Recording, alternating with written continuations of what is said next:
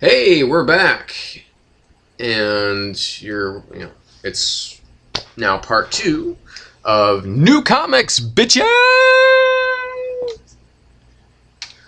So let's continue. Another one that I didn't talk about that I don't have, but that I didn't take any notes for, and I'll tell you why. Is Crossed Psychopath #2. The reason I don't take notes on that comic is I don't need to. Um, it's literally, as I think I've said before, and I said this about the series Spartacus, Blood and Sand, and also was kind of the same for Spartacus, Gods of the Arena. It's like the comic book equivalent of crack. Um, it's it's not good for you, but you can't help reading it anyway.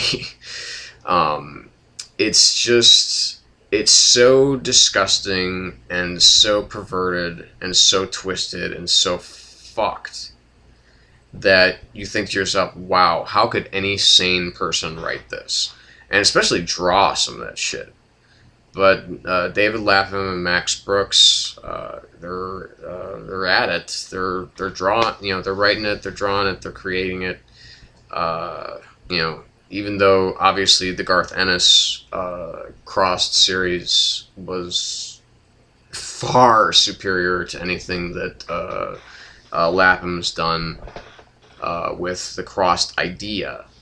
So it's just, it's more, but it is an interesting concept, thematically as far as book is concerned, because here you have all these other people who are out there that have been struck with this disease that turns them into these, completely amoral, you know, the most depraved beings that have ever existed on the planet, and yet amongst this group of survivors is someone who's not infected with this disease, but who is a psychopath, who is a rapist, a murderer, and is almost completely out of his mind, but not to the point where he is like raving or frothing or anything like that. He's actually very cool and calculating.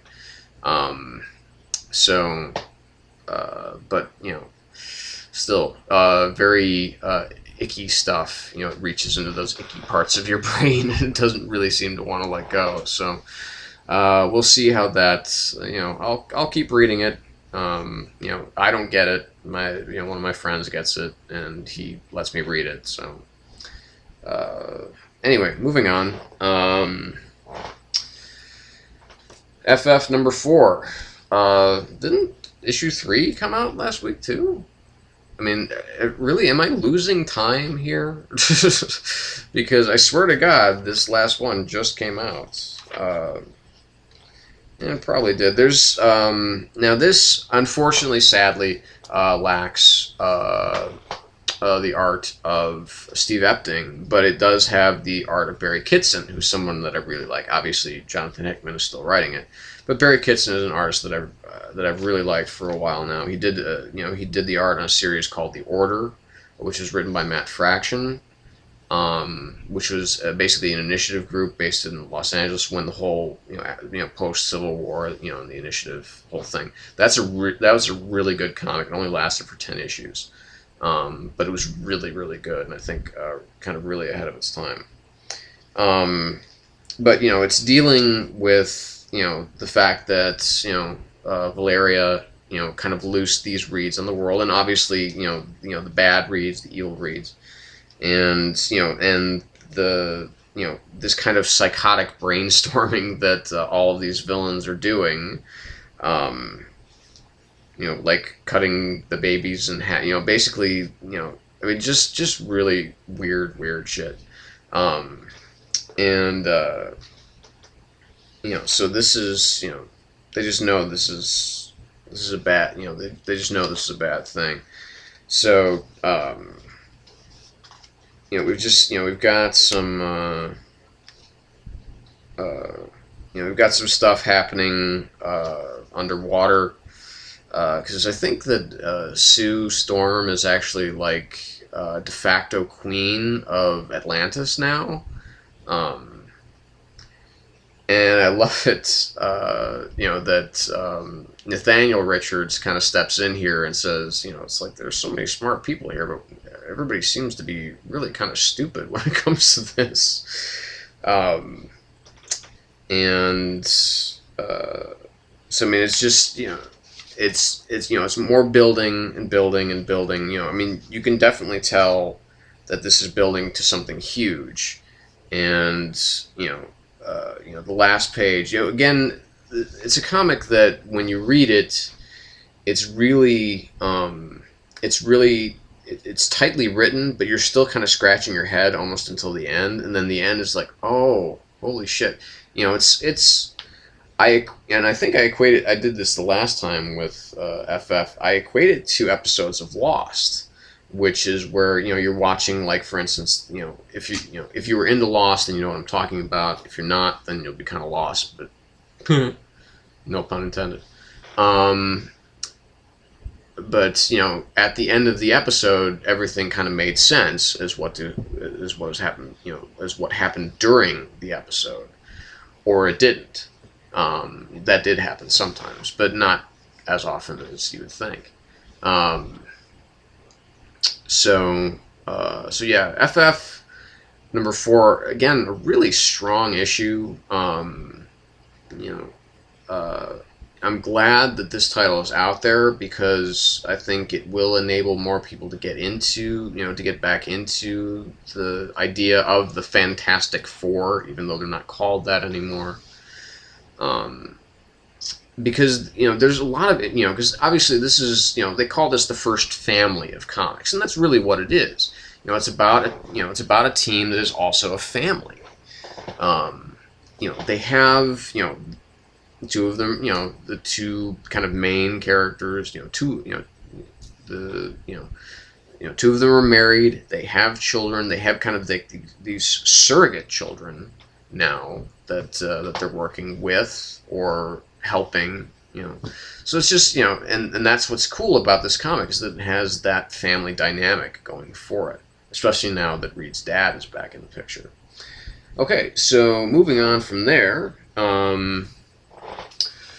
Detective Comics 877. This is one of the coolest covers I've seen in a really long time.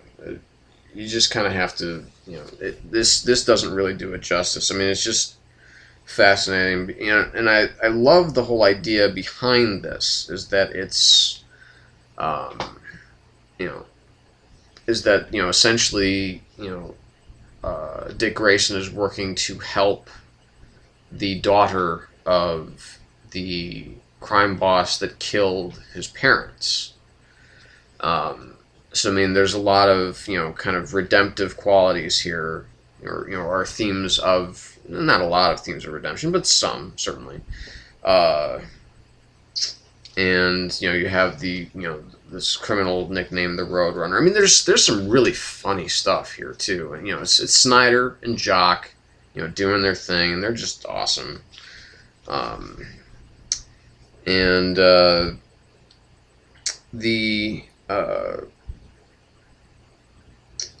Again, it's just, we've got, you have some fantastical elements that are kind of returning, but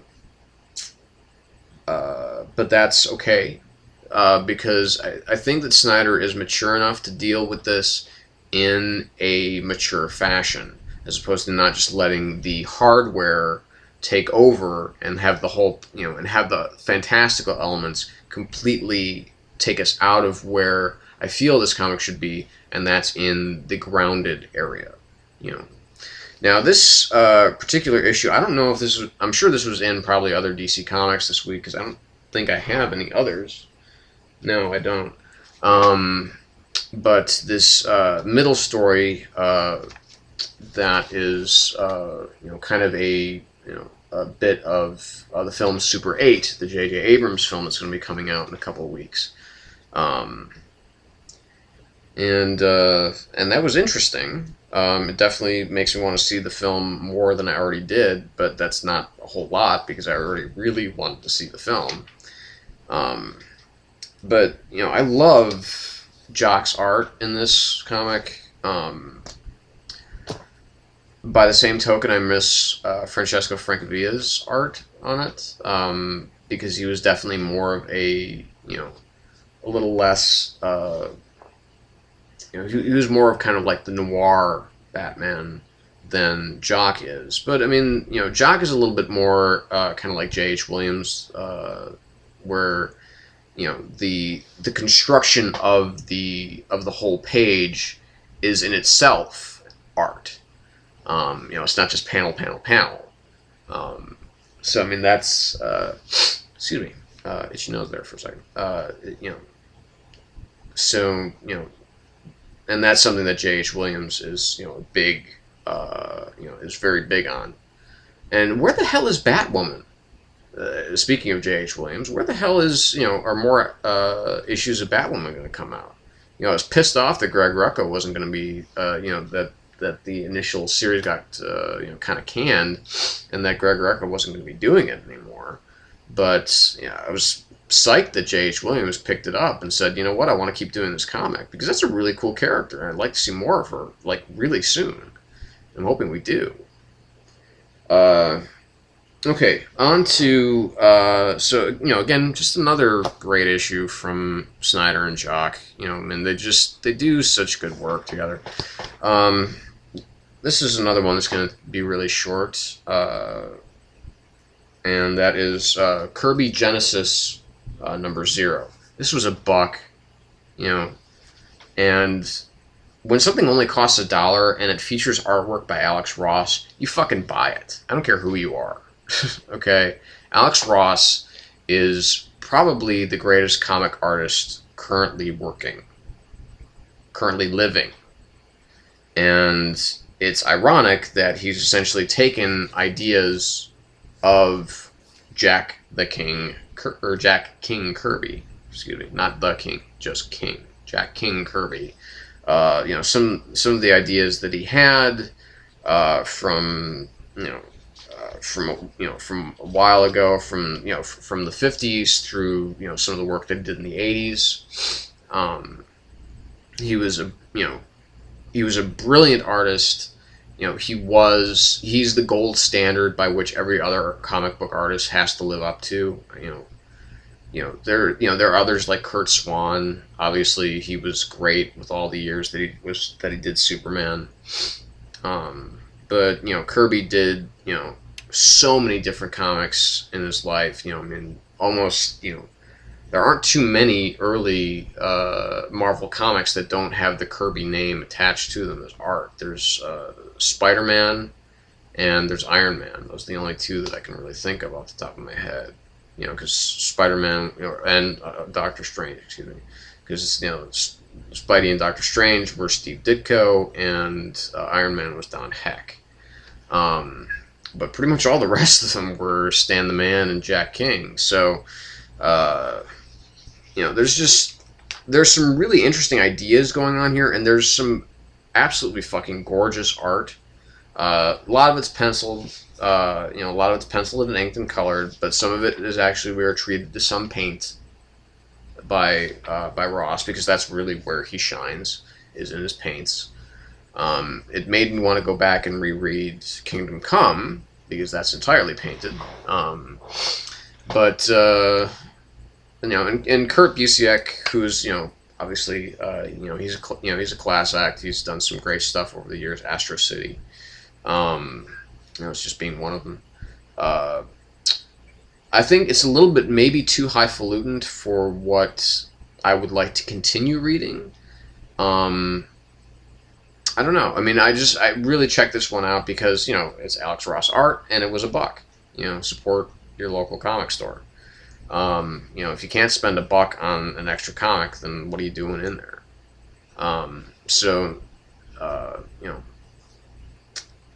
By that stress, I mean, it's a little too confusing. Obviously it's an issue 0, so it's going to be confusing. But like I said, it's a little bit too maybe out there for right now. I'll probably pick up some more issues later on, but not right now. So anyway, we'll be back in just a few moments with the rest and the book of the week. So stay tuned.